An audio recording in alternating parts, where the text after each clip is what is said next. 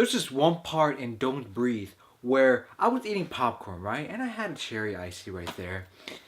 And there's this really unpleasant scene that was definitely not a good scene to watch while you're eating.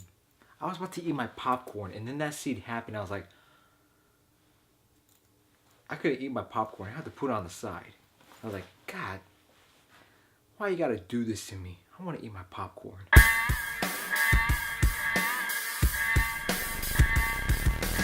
Don't Breathe. So Don't Breathe is a new film from Fede Alvarez, who directed the Evil Dead remake.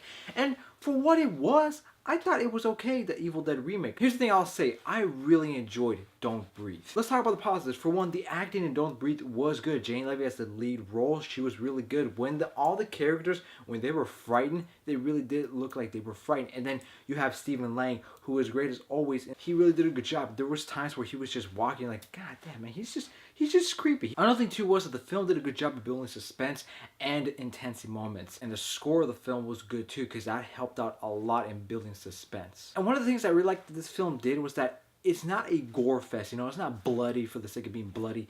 There are times where the film is really violent, but what makes it really suspenseful is the way it builds up to these scenes and what happens in these scenes. Like, what the heck? And especially towards the end where it starts to get really crazy. And the film did a good job at kind of making you understand why the characters are doing what they're doing. It's like, okay, I can see why they're doing this, even though it's not the right thing. I can understand. Same thing for this other guy. You're like, okay, it's demented, it's twisted, but you can kind of see where he's coming from.